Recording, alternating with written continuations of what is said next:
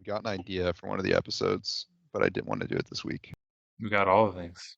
Well, go. Wait, someone had something to talk about. Go. I don't fucking know. I mean, I got some shit we can talk about. There's an article I read that I was Let's just do curious a for your regular. thoughts on, but These are concepts. Oh, I gotta stop my recording. I have like a concept, but it would be like a whole episode thing. And I was like, I didn't think this I week, gotcha. especially like having, James hasn't been here in a minute. Sorry. We'll just do a regular one. No. Like more, I would rather just do a regular one when it's like, I think it's the first episode we've been on together in like what? A while. 3 or something? Yeah. Yeah. It's been a it minute. has been a minute. I'd rather just chat. Which I was gonna say, I'm sure you're curious to hear, James, how your Baldur's Gate experience has gone. Yeah. I'll talk about it. I can talk about that and some other stuff. Go. Fire away. Well, first, this is Jetpack Swords, a gaming and gaming adjacent podcast. I'm James. That's Greg. That's Packy. Hey, I'm not the host anymore. Yay! Someone else is doing. I have felt like shit all day, and it's one of my 2 non-consecutive days off this week. So, I seem to line up the feeling like shit in your days off for you. It's always. I got some weird thing with my eye that is triggering more and more headaches consistently now. I don't know what's going on. I'm falling apart. Dude, that's gross. It's fine. It just sucks. But that's not what the listeners are here for. So yeah, I've been playing a lot of Baldur's Gate 3, which came out about 2 weeks ago. Because it wasn't last week because I was at my mom's, and it was the week before that. For anybody who doesn't know, Baldur's Gate 3 is a CRPG, it's usually classic, I think is what the C stands for, like a classic RPG where it's isometric, meaning that it's got like the third person camera that's like up at an angle above, not exactly top down, but not like actual normal third person. And it's made by Larian Studios, who I think until this were most well known for the Divinity games, which are other isometric, fully 3D CRPGs. I didn't play any of them until the most recent one, which is Original Sin 2, which is super, super good. But their hallmarks have been like very interactive worlds, very interactive combat, very free-form interactions just in general. Pretty good writing, pretty good characters, pretty good world building. But yeah, Baldur's Gate 3 is the, I guess, third in the series officially. I don't know if there's any spin-offs or not. I don't know that much about the series, but they're D&D based, Dungeons and Dragons based, so they take place in that universe with all the classics of Dungeons and Dragons. They generally rely on that for the gameplay, just abstracted for like a digital format. I've not played the old ones. They're very well regarded. They are BioWare, at BioWare's peak. I'm pretty sure, if I remember correctly, that it was BioWare. They're well received, and there've been like re-releases and enhanced editions and whatever. Didn't you also compare it to Dragon Age, which is then even more interesting if the old ones? Yeah, but this one isn't BioWare. That's the thing too. Yeah. But yeah, so speaking on that tangent, BioWare eventually went on to make like Dragon Age and Mass Effect, Jade Empire, all sorts of stuff. Probably in like the recent era, that's what they're most well known for is Mass Effect, and to a slightly lesser extent, probably Dragon Age. And Dragon Age, especially Origins, which was the first one, was definitely attempting... Oh, I guess also KOTOR, Knights of the Republic, are also what they're well known for. Forgot about that. That was not my biggest thing, but those games, Dragon Age Origins, Knights of the Republic especially, are basically D&D also in an abstracted digital form, which is why I could not get into KOTOR as a kid, but I love Dragon Age Origins because the abstractedness was way less annoying. It was way less in your face. You could just play it as a game without having to play it as a Dungeons and Dragons game, which I've told you all off the podcast that I'm not the biggest fan of Dungeons and Dragons, just how it's very just mechanical, which is like great because then you can turn that into like a lot of freeform experiences because you just have your base rule set and then you can do anything with it basically, which is cool on paper if you put in the work to make it cool. But I'm not crazy about dice rolls and like chance to hit and stuff. Like if I hit a guy with a sword, he should get hit with the sword, you know? But yeah, to Baldur's Gate 3, which is made by Larian, and is definitely very D&D compared to Divinity Original Sin 2, which was not D&D based. It had like chance to hit on like spells and stuff and like combat, but it just, the dice rolling and like those mechanics were not as like apparent. It was definitely still like just an RPG first. But Baldur's Gate 3 is very D&D, like dice rolls for like a ton of stuff, and the game actually brings up a d20, a 20-sided die that it rolls for you for a lot of stuff, mostly for like skill checks and those kind of things, less so in combat. But yeah, the reason I like it so much, despite it being very D&D, one is it's gorgeous. It is super well written and like really cool characters. And I've been looking forward to it a lot because I loved Divinity Original Sin 2. But that game was very like comparatively very small. There was only like a few different races you could play as. It didn't have like the breadth of the world building and history that D&D has. But Baldur's Gate 3 has so much. There are 10, 12 races you can play as. I don't even remember. A lot of them have sub-races that all have different like effects and spells and racial traits and histories and backstories and, all sorts of stuff. And then obviously there's like the classes, which like Divinity had a lot of classes, but this game Baldur's Gate 3 has like all the classic D&D ones ingrained in that universe. And as I told you guys off the podcast also, there's just so much free-form, cool interactivity, which I really like when you can get that in a way that still drives the game and the story. Something like Minecraft or No Man's Sky, which are very, very open and sandboxy, I love. But I also sometimes struggle because they are so open and sandboxy that I don't always know what to do. A little bit of direction. Yeah, exactly. I think for me personally, that's what I need. I need a sandbox, but with a guiding thread that I can always fall back on if I'm like, my brain isn't creative enough right now to do my own thing. Baldur's Gate 3 definitely obviously has the main thread. It has a main campaign. It's got a billion different side quests. It's got a billion different characters that are all voiced, and actually like you get a little cutscene for every single time, even if it's just a single line of dialogue, which a lot of other games just abstract that out as some subtitles that pop up over the character's head. And they'll usually just be like villager or sheriff or whatever. But like in Baldur's Gate, they are all named except for like enemies, which just might be like the name of the enemy class.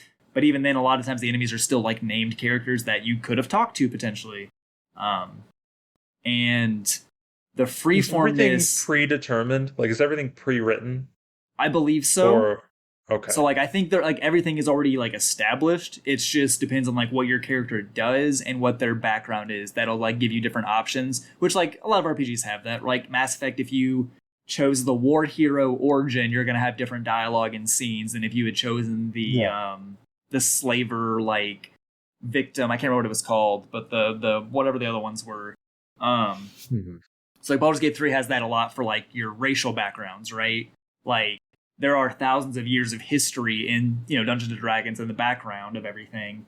So if you play as like a drow, which I'm playing as a half drow, which the drow are like the evil dark elves, who have done a lot of bad things over their entire history. So even if you're playing as a good character who like isn't vibing with the drow traditions, which like my half elf or my half drow is like kind of a good guy, he still gets treated badly because of his heritage of being, a half drow. And it's just cool that like there's so much of that. And I'm sure like I've played as a few other characters. I started as a human because I usually always do, but that character I had to burn because it went badly. But I'm curious to know how it went badly enough that you just had to throw it away. We can explain that in a bit. But yeah, the interactivity that I really like is, so like in Dungeons and Dragons, when you're playing it on the tabletop, it's all abstract. Like you can obviously have like your boards, the game master, dungeon master, or whatever can have like all sorts of stuff to make it more like visible. But you can literally play Dungeons and Dragons with just pieces of paper and dice, right? Like it's a lot of it's just imagination. Like you can totally just do that. And because of that, there's a lot of freedom in the tabletop. So like, especially if you have like a good dungeon master, you can be like, hey, can I try this? And those will be like, sure, just roll this, this stat, for example, and we'll say you tried it. Baldur's Gate 3 has a lot of that too, in the sense that like at any time your character can jump, which is determined by their strength, like how far they can go, including like the height of their jump. So if you play like a barbarian who's really strong, you can jump further and higher. You can shove objects and enemies, which means if you're like next to like a chasm and you push somebody over, you can try to shove them into the chasm. And if it's like a deep enough one, they'll just die. You might lose their items because they're at the bottom of the chasm now, but you killed the enemy. And that relies on your strength checks also. You can throw basically anything in the game because everything is a physical item, kind of like how the Elder Scrolls and like the Fallout Bethesda games do it, where everything is a item that's like has physical properties. So like if you have a couple knives in your inventory, but your character's not actively using them in their hands, you can throw those as throwing knives. I've thrown axes before. I found out you can throw healing potions, and they actually make an area of effect healing area when they land, which I didn't know that originally. The game never tells you that. Literally never tells you that. Like, it's just, you can just figure it out.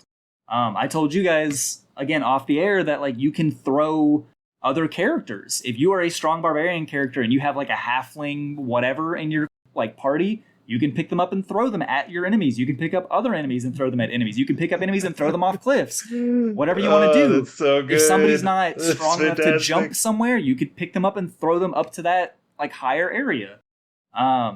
You can always dip your weapons in different surfaces, which surfaces are things like fire on the ground, blood on the ground, water, poison, whatever.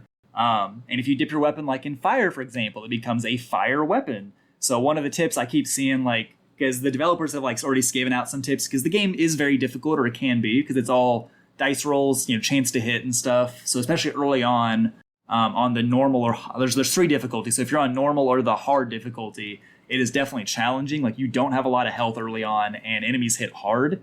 But if you carry a candle in your inventory, you can set it down like right before combat starts, light it, and then in combat you go dip your weapon in that fire, and you automatically gain a couple extra damage on that sword. You don't or whatever. have to like dip it in oil and then dip it in fire. No, it just works like, with the come fire. on, this is just I know, so I know. unrealistic. It's so unrealistic.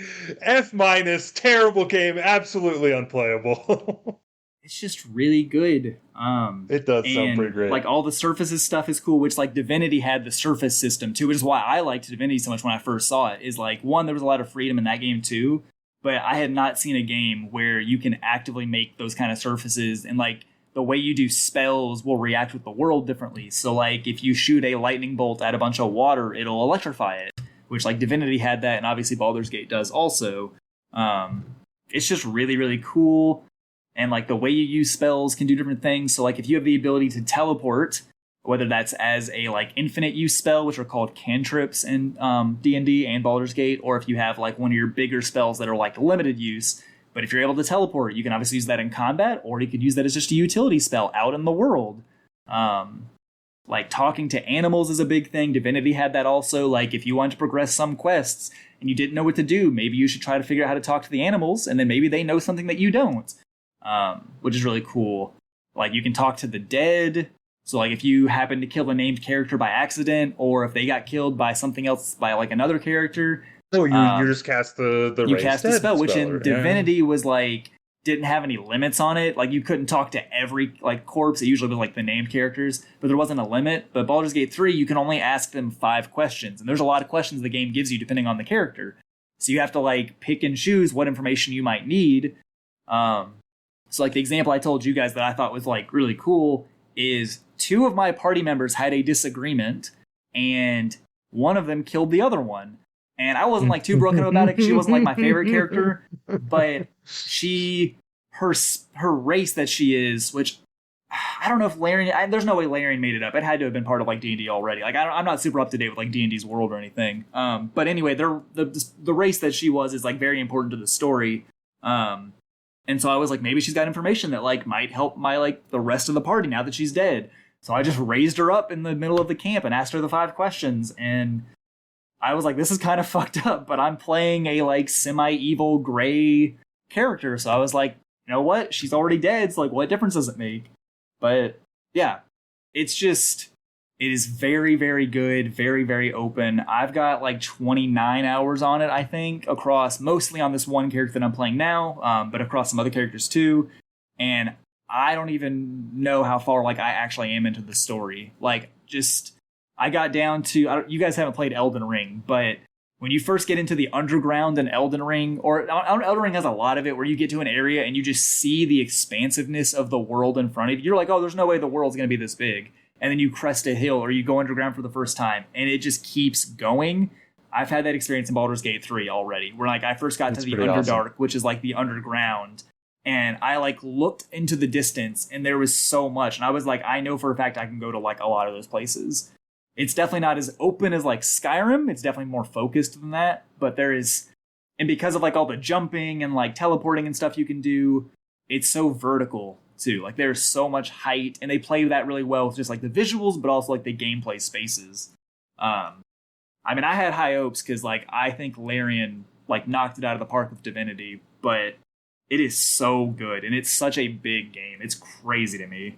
I mean, I probably spent like 2 hours alone just in character creation, like looking at all the different things and trying to learn what all the like stats do, and just like looking at builds. Drives me insane. I hate so how cool. much And time I waste on those it's screens. 4-player co-op, up to 4-player if you want it to be. So you could all have a custom Which is character. pretty sweet. That's really like, sweet. Divinity had that also. So like me, Jacob, and Jordy, which Jacob's been on the podcast before, Jordy has not yet.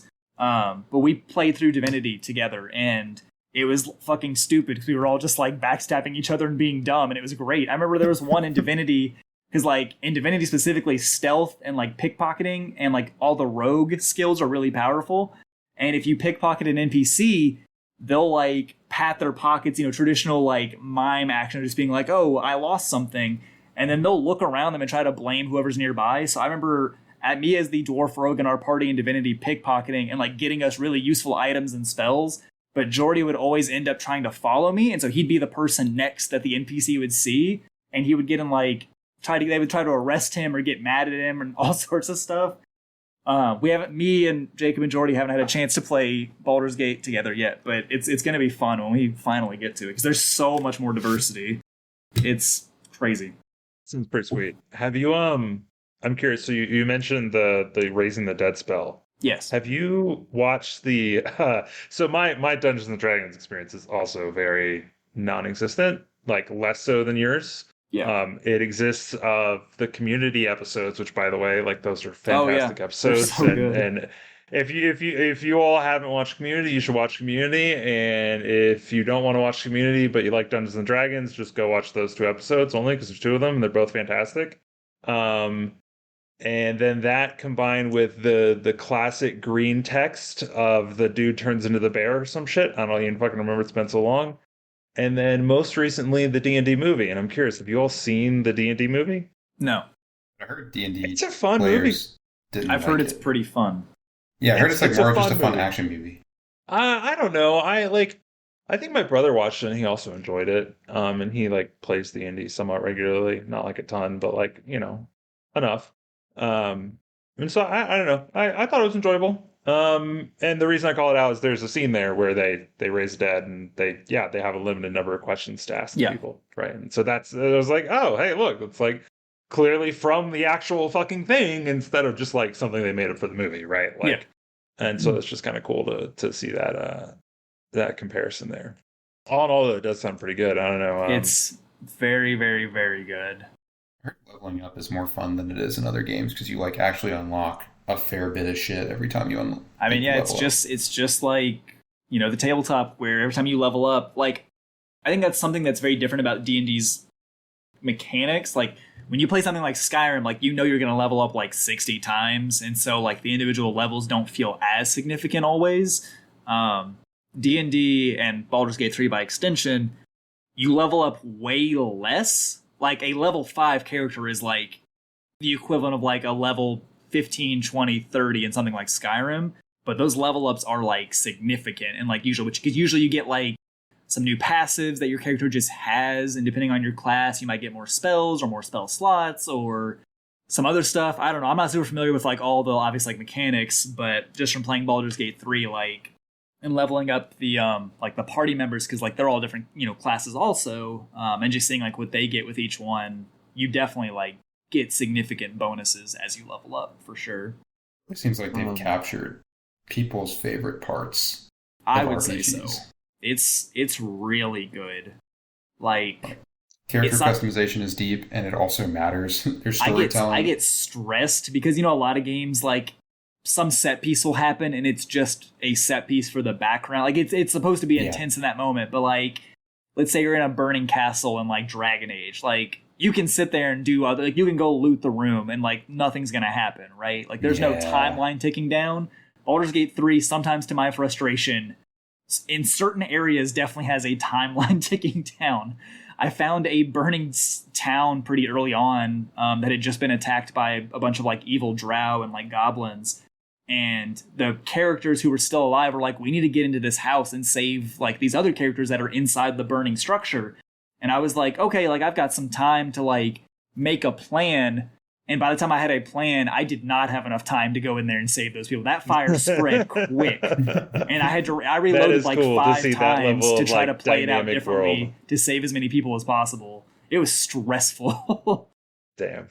Wait, but so what happened with the human playthrough, by the way? Okay, so my traditional policy when I play RPGs is my first character is usually like my stand-in, like it's me, right? My fantasy or sci-fi or whatever version of myself. And I try to usually do my morals and also usually do like the Paragon good options, just because like I try to be a good person in real life usually. And in a game where I actually have ultimate decision of that, like of course I would want to choose the better option if I can. It's usually good with a side of pragmatism depending on the situation, right? Like, you know, whatever makes sense but is also the best morally and for everybody. Mostly how I play a lot of these games as well. And right. I usually like my first Mass Effect playthrough is more or less that exact same thing. Yeah, like, I feel like that's Paragon, most people's first. except in the one time when like the motherfucker needs to be shot, and then like or like, you shoot push the one guy off the building every single playthrough because it's one of the best moments. So yeah, exactly. And then depending on the game, I will go back and if the game has like different races and stuff, I'll play different characters. Or if it has like evil options, again, depending on the game, I might do that. Something like Mass Effect, I cannot bring myself to go back and do a full Renegade playthrough because Shepard is just such an asshole, and I don't want to be mean to those characters. Like, it makes me feel bad to be mean to those characters. But in something like this, where one, I don't have like a decade and a half of built-in emotions about these characters, and two, where the evil is like actually evil. It's not just be mean. It's like, what can I do to get the most power out of this? I am more okay with that. Which, like I said, my current character is not me. It is a half drow, very gray, although he's becoming more good as I play more of it, just because like sometimes those are the right options. But yeah, so I made me. I tried to be a paladin, which paladins in Dungeons and Dragons are like oath bound. So they'll have like an oath to uphold good or uphold honor, or like the evil paladin option is to specifically be like you hunt down people who broke their oaths, whether that be like the actual paladin oaths or like broke deals, promises out in the rest of the world. So you're not like exactly evil, you're just kind of like the paladin enforcer. But again, me being like playing like myself, trying to be a good character, have a little bit of spells and stuff. So I was playing a paladin. I did like just the uphold good in as many ways as you can. And I did an encounter, lost the encounter because it was very difficult. Like I told you guys, it was against a like goblin bugbear leader guy who was very strong and like hand to hand, and also surrounded by a bunch of goblin troops. So it was just a very hard fight. So when I reloaded after like the party lost, before I engaged him, because it wasn't like an immediate hostile area, I was allowed to kind of be there as long as I didn't like mess with anything. I looked around the environment for like, how am I gonna do this? How am I gonna plan this out? And so I was like, well, there's some chandeliers that are on fire. I'm going to shoot those down because you can do that in a lot of areas. And they'll fall on some of the enemies, killing them instantly. And that'll thin out the herd of like all the enemies I have to fight. So I did that. And because those enemies were not intrinsically hostile from the get-go, it counted as me attacking them against like the law. And immediately I became an Oathbreaker Paladin, which I have not gone all the way through that, but so upsetting. A scary-looking knight magically appears and says, "I'll see you the next day, and we're gonna like hash this out because you fucked up." And I was like, "Oh, this whole character is fucked. I did not want this to be my story. I don't feel like continuing to roll with this." So I burned that. Did like 2 other characters that I also burned, and then now I'm on my half drow warlock right now, who's doing great. He's doing great. Oh, damn. I'll be curious if you ever end up going back to that. And I will. I'll go back and do happens. like me at some point. I just probably won't be a paladin this time. I'll probably do a rogue because I usually do. I meant that character as opposed to just I don't like. know, man. Paladin seems like it's because that would be really interesting. annoying. I want to know what happens with that. You know, the paladin enforcer who hunts down the Oathbreakers. Yeah, I'll right? do a like, paladin I want to see it. Jacob and Jordy, and I'll just immediately break the oath, and then we can fight that guy all together. In a I'd be game like curious. that seems like such an incredibly difficult restriction. I think that's the point, though, is like it Yeah. should be hard to keep your oath, right? Like it should be Yeah. difficult to be that morally pure of a soul, especially in a universe that literally has hell in it and literally has devils and demons and nightmare creatures and the Fae and all these things that could either tempt you or just kill you like instantly. So like it should be difficult to try to have that restriction but also gain power. Unlike my current character who is all about gaining power for his own good and is doing great. Like it's fine. I already sold my soul once, so doing it again is fine. It doesn't matter. uh, you mentioned the difficulty. I'll be curious to see once you do co-op how that kind of works out there. Because that's Yeah. always the thing, right? It's like, Yeah. do things get harder with co-op or do they get easier? So Divinity was definitely harder with co-op. I remember that when we three played it. So yeah, I don't know how Baldur's Gate's gonna go. So I've realized I had one other experience with the D&D universe, which is another game that I think on average people don't like as much as Baldur's Gate, which is Neverwinter. Have either of Yeah. you all played that? No, I'm not a big CRPG person. They're like I want to be, but I usually can't do it. Well, I mean, I was hoping it would be because it's supposed to be an MMO type thing, right? And so like Yeah. it was at one I tried it in one of my many like I'm gonna take a break from WoW, but I still kind of want something to scratch this itch. And so I tried it in one of many times, and it did not scratch the itch for me. It's very different than WoW, so which is why it didn't I scratch the can itch see for me. that. But there Yeah. are some cool things in it. Like there's like full blown like really good support for like user generated quests and stuff in the game, right? That's cool. So like, like users could make their own campaign, and like there was like a message board or something or whatever, like in the game that you could go to and then find other players' campaigns, which is like a very cool idea. It's a shame that it just didn't click with me. Because I feel like it could have been cool. So on Baldur's Gate 3, it's this kind of segues into something that I saw an article about, which is kind of interesting. I'm curious for your all's opinions on. So it's currently only on Steam, if I recall correctly. Maybe Steam and Epic. It's only on PC at the moment. This is definitely the truth. It's supposed to come out on PS5 soon, and the release date for the Xbox is to be determined. And the reason it is to be determined is what I am curious for your thoughts on. Is so apparently, they are actively, like you pointed out, has co-op. On consoles, it's going to have split screen co-op, which is even better, right? Like this in particular feels like a great game for couch co-op. Right? Yeah. And so consoles are going to have that.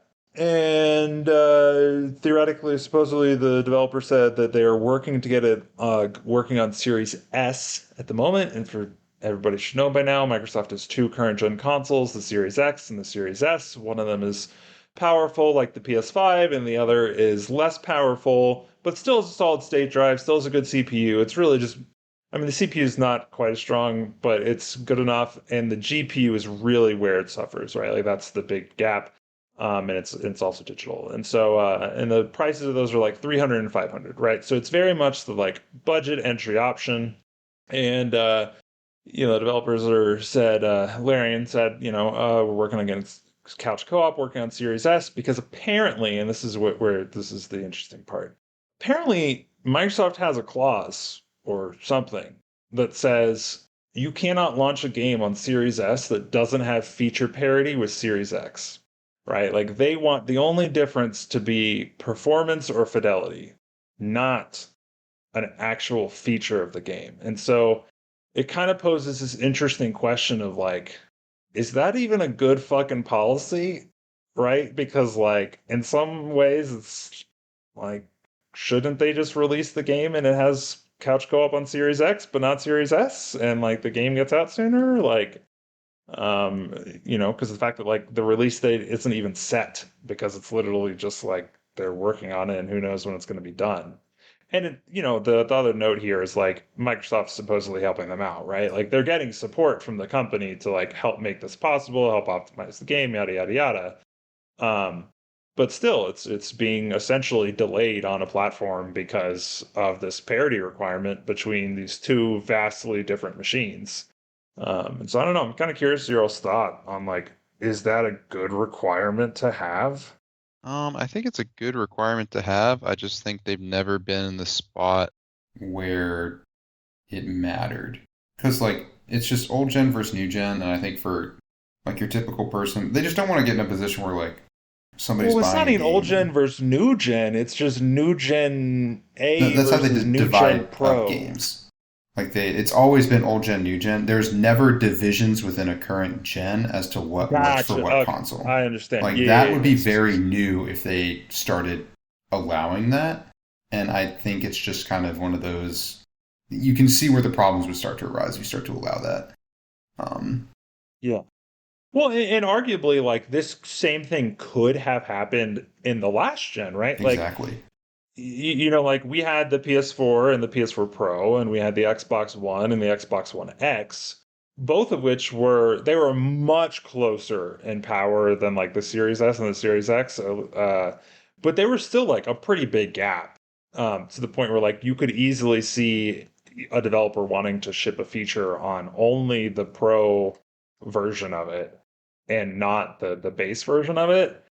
And I gotta say, at least at a surface level, I think I agree. I think it's a good policy to have because, like, as a consumer, I would be pretty peeved if I like bought a thing that sold the promise of next gen or current gen, and then like I buy a game and it's like, wait, why doesn't this have this thing on it? Right? Like, um, but I also feel like like it introduces that level of confusion. It's like, well, I mean, like I thought I was supposed to have all the same things, but like it doesn't have couch co-op, and so like I don't know. It's I don't actually think there's a good answer, to be entirely honest, right? Like, and I mean maybe the answer was they shouldn't have released the Series S, but I disagree. I think the Series S is a great fucking machine. I think it's like super affordable in a time where inflation's a bitch and money is tight for a lot of people, and it's a great little box.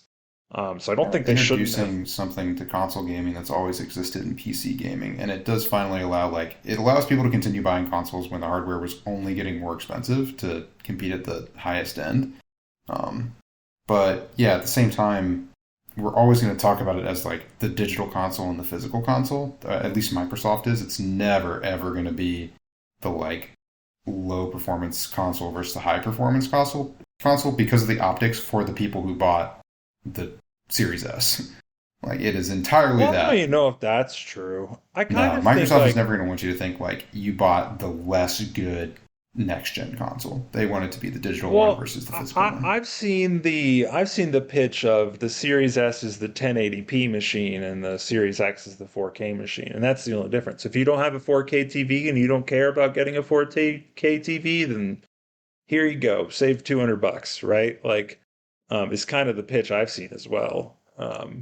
But whereas like the last gen, they straight up did do the digital only, right? They had Mm-hmm. it was abbreviated to SAD, the Xbox One S all digital SAD, Xbox One SAD. It was great. Fox is so. But This yes, is not fresh, but God, their naming conventions are so So it's unbelievably so bad. bad. fucking bad. It's so bad. I don't understand. I mean, Sony's got it right. One, two, three, four. Like it's easy peasy. Let's go. Like, come on. Like, or Samsung switched to, which I would also accept this. Samsung switched to with their phones. They do it the year it came out, right? So like the current phones are Galaxy 23 or whatever, right? Like, and that's how you know what version it is. It came out in the year 2023, right? Like that's also a great way to do it. Like, come on. Why the fuck is naming things hard? You don't have to have some cool name. Your cool name is stupid. Like, it's not that cool. Like, It's more Xbox just uh, impresses me because every company like most do it well, and then there's others where like they will have a very notable miss, and like Xbox just every single time it's just not very Yeah, good. it's just not great. I mean, yeah, for real. Like the amount of confusion between One X and Series X is just ridiculous because they just say, the X version, right? And it's like, well, which X version? You're leaving out the important part, right? Like, and it's because they don't know any better, right? The important part's the fucking part in the middle that makes no goddamn sense, right? Like, it's just so stupid. But so James, what about you? I mean, do you think they shouldn't have released the Series S? Do you think they should keep the parity clause, even though it means like something like Baldur's Gate 3 gets delayed on the platform? Do you think they should make like piecemeal exceptions? I think the Series S should exist. Like you said, it is like, I know going back 20 years, let's say we still have this, 15 years, whatever. Like, as a kid, consoles were always the big all family, all sibling Christmas gift, right? It was not assigned to one kid, it was all of ours. Like, I remember getting the PS3, the Xbox 360, I remember all of it, right? So having the option to get something that, like you said, is 200 cheaper, 150 cheaper, and is roughly equivalent, so like you can still have that lower barrier to entry, especially for a company like Microsoft, where for a while now they have cared less about the gaming side and more about just the overall multimedia having a platform side. I think it makes sense for them to have both. Like, I get it. I will say, which I think there's a point of irony though, in that that's also the console that doesn't have a disc drive, so you can't use it to play your DVDs. Sure, of course, but it can still on paper be some kind of media hub for other stuff. No one has sure. DVDs. You go to fucking Netflix, right? I was gonna say, I've got a Blu-ray collection for like things I really like, but I don't even really add to that anymore like I used to. So it's whatever. I do think the parity clause is a mistake, though. I don't think it's good for Microsoft. Like, I mean, again, my opinion doesn't fucking matter. Like, I'm not even in the tech industry. I work at a trampoline park, but I think it's bad optics, because then they get stuff like this, where stuff gets delayed, or exactly. And like there is a chance that it never works out, right? And it just may never happen. Baldur's Gate 3 is a really big game. They recommend requiring the SSD, like, no matter what platform you play on. Like, I uninstalled some other stuff to free up my SSD because it's a big game and my SSD is not that big on my computer. So like, I freed up space just for Baldur's Gate 3, and even then it still like has pretty long load times. Some like those quick loading, it's not very quick when I have to do that like 5 times. It's not. But I think it's a mistake optically, just because, like I said, it makes it look like the brand itself is having issues, even though it's probably just like you said, and like it seems like just the Series S that's having issues with it. And then I think it's bad for the consumers because, yeah, like they're never going to come out and be like, oh, you got the less powerful system, because like, yeah, that feels like, you know, punching you while you're down, but like you're still obviously having issues because your system doesn't have the rest of the stuff. So why not just be upfront about it and maybe not say it's less powerful, but just say, hey, some of these features might not work on your system. And, like, that's okay. You probably didn't buy this system to play Baldur's Gate 3. You probably bought the system to play and just Halo have a good refund policy, right? Like, just have a good refund policy. Which, like, they're probably not going to go for that either because, like, they don't want to give refunds, but sure. Because I feel like... Go ahead, sorry. I was just going to say, I've heard rumors lately since Baldur's Gate 3, you know, has been, like, the current talk of the industry. I've heard rumors, mostly not from, like, any legitimate sources, but I hadn't thought about it before. But some people are thinking that that's why Starfield right now is 30 FPS only, to give it the Series S parity. So I don't know. So that doesn't bear weight because they are allowed to have different frame rates on different consoles. Cool. Like lots of games I'm do not in that. the tech industry. Yeah. I have a psych degree. Lots of games do that. So and that's actually the thing they want. They're like, scale down resolution or lower frame rate. They're like, those are your options for getting it on Series S. Do one of those things. I figured it was more likely just Bethesda being Bethesda, but still.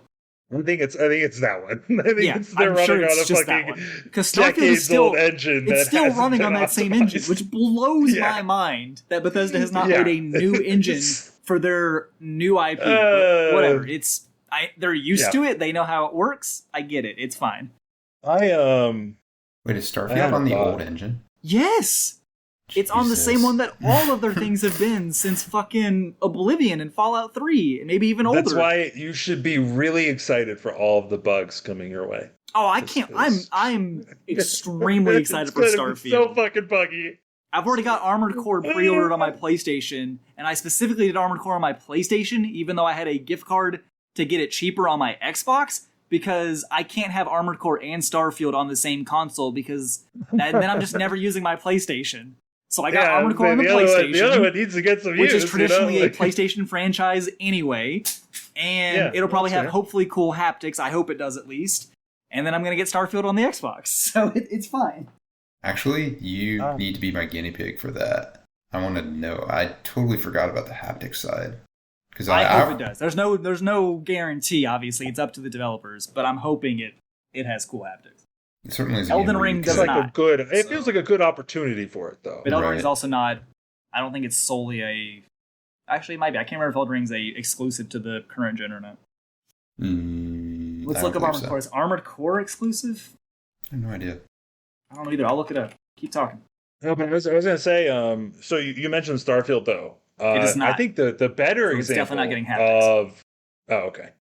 I think the better example of an internal Microsoft studio fucking something up because of parity is going to be Halo Infinite, right? Like, no, Halo Infinite's a perfect product co-op that has no issues. What are you talking about? But no, it's specifically, it's the exact same thing, right? Like couch co-op, like they can couch co-op for campaign in Halo Infinite, and the series known for it? I think it's extremely likely it's because of Series S is why they ended up getting it. No, that actually might just be 343. I that one I do actually blame 343 for. It's probably a little bit bold. I have no faith in 343 as a developer.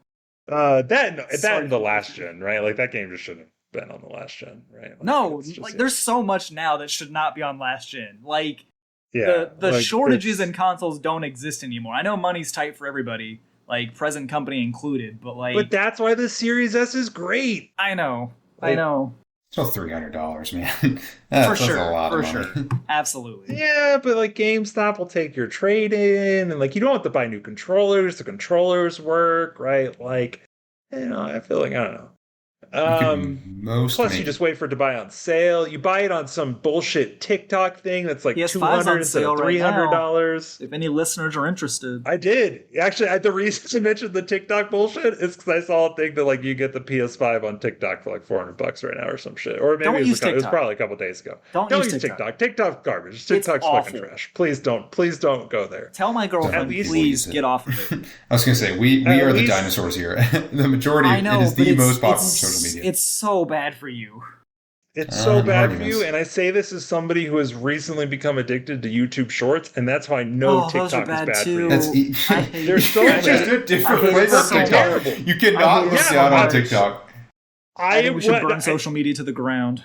I'm well aware of how awful it is, and I still find myself trapped. Trapped in that. I don't even use Reddit anymore. After all that stuff happened where like Apollo got taken off, I don't use Reddit. That's when I got addicted to YouTube Shorts. Any of them? I mean, I definitely Reddit. I just watch YouTube, but I was already watching a lot of YouTube. But like I don't use Reddit. I'm not on any social media currently. So that's what I do. Well, YouTube. I'm bored all the time. It's great. That's it, right? Like really, I could go on and on about that, but I do think I wish I'd used less Reddit. I've also used it way less. Besides. Specifically, I guess I check the news differently now and then sports news. I try to, but it is not like which doesn't make any sense because Reddit's an aggregate, right? So like it's pulling from the same sources that I look at normally, but it feels like Reddit was way more up to date and the sites I check are that's not what this podcast is about. But like I check IGN like once every couple of days because every time I go on, it's just the same articles. And I'm like, it's been 3 days. How have you all not published a new article? I don't understand. Whatever. Well, that's just it, right? It's the aggregating, and it's people who are... Reddit is carried by the people who are willing to go look at new posts and decide what is and is not worth seeing. And that I've really noticed. They're down there in the trenches. Dude, there's so much garbage news that I was never going to care about, and then like really major headlines will be buried because I didn't see it the moment it came out. Yeah, that's fair. I will say like I'm not using any social media. I'm out of touch with shit. Like somebody at work, one of the kids who is more tapped in than me will say something and like, no, I had no idea that happened. And like, I don't know how I feel about that. I feel bad that I'm not current on like world events, but then I also am like, my mental health is a little better, I think. I guess. I don't know. Shit's it's not hard. quite as good as having people like actually do the upvoting for you and like raising good stuff to the top. But I have replaced that aspect of Reddit for me with just Google News or Apple News on my old phone, That's which what I like use the that first part. time when you open one of those, it's fucking trash, right? It's the same thing if you go to YouTube in like an incognito window, like not signed in, oh my god, Oh that god, is it's the most bad. garbage It's like when you sometimes stuff get just like I could signed out possibly on imagine. YouTube or whatever. It's Yeah, exactly. bad. I'm like, I'm just what like, is all this? what the fuck? This is what regular Like, people see? No wonder shit's yeah, it's fucked so up. Oh my upsetting. god. Like it's so upsetting. It's I fucking hate awful. it. I hate it. Oh my god. But it's the same thing with you know like news things like Apple News or Google News. Is the first time you look at it, it's like pretty shitty, right? But like I found it pretty quickly did a decent job of like you telling it what you're interested in, and then you still upvote or downvote and Oh, say, yeah. oh, I'm interested in this, I'm not interested in this, and like I found that both Apple News and Google News do a pretty good job of surfacing things that I was interested in by the end of it. And so that's what I've used to replace that aspect of Reddit. As we're approaching on 47 minutes, and James, you sound like you are feeling a little better. Maybe you just need a little pep in your step, a little bit of podcast to get you the whole going in left the side evening. of my I don't face know. is just very dull, blinding pain. Well, it's I but was gonna say, fucking let's not take slowing that you as down, encouragement. Let's wrap it up for poor I know, James here. I know. I'm wrapping it up. it's fine. And so, but yeah. Let's be so nice. let's wrap it up. I'd say in summary, it sounded like none of us or all of us believe the Series S should exist. James, you mentioned the parity clause shouldn't.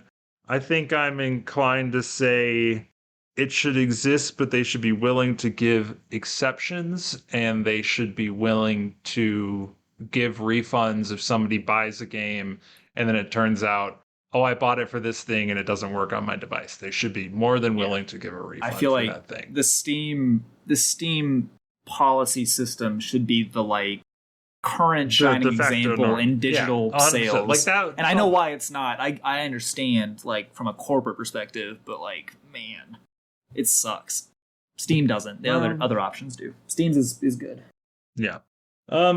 Yeah, so I think that's it for Jetpack Swords today. James, I hope you feel better. Thank you everybody for listening. Thank you, I only want to Packy, say for one more joining. thing because I finished it today and watched it all within a week. Go watch The Bear on whatever service. It's on Hulu for sure. I don't know what else is on, but go watch it. Even if you're not interested in like restaurant culture or anything, which like I never was, that show is incredible. I watched it all this week. Go watch it. It's only 2 seasons and like 18 episodes.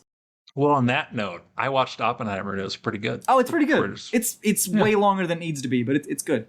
It was very long, but it was a very good, That enjoyable movie also is parts of it are shot like a montage, like very fast paced, a lot of cuts, but then it's still 3 hours somehow. I don't know how Nolan did it. It's insane to me that people can watch he's these a movies masterpiece. in theaters. It's interesting. I watched it in IMAX last week. It's really good. I heard Yeah, I it's a watched it really good in- experience. Yeah, Just I very have long. a friend who I don't think either of you know, but they drove 3 hours to Nashville and 3 hours back to watch it in 70 millimeter IMAX. Oh, And they man. were Like those it was- 30 it was- they were theaters. like, it was phenomenal. Oh, Yeah. I'm sure. Yeah, that's one who waited. Which in one I of those didn't do lines. that, but we had non IMAX 70 millimeter. That's what we watched it. And it was good. I mean, Good. I don't know. I'd rather watch it in probably just normal IMAX or Dolby, but it was still Best very good. IMAX experience. Jacob and I saw Blade Runner 2049 in IMAX. That was really good. Ooh. I love that movie. That's not what this podcast is about, but incredible. It's not. I was gonna say. So last note, the only thing, if anyone's interested in Oppenheimer, but not super whatever, if you don't realize, it's more about the man. It's more of a biopic than it is a story about the Manhattan Project. Absolutely. If that makes sense. Which I mean, If that- it's his name is the title of the movie. So. yeah, it should have been obvious, but it wasn't necessarily obvious to me or Susie. Also, anybody that's so. interested about Oppenheimer, my favorite podcast is called Last Podcast on the Left. They have a 5-part series on the Manhattan Project that came out concurrent with that movie. It's a very good cool. series. Also a very good podcast, although they can be very crass at times, but like I like them. But very, very good podcast. We're very They're like crass at times. top 3 or 2 in the world sometimes for their podcast episodes. So Ah, damn. they're already Yeah. very popular, but like they're very good. Well, they're gonna appreciate that extra two listeners. I they hope got I from hear us. about it on their next side episode. They do. Okay.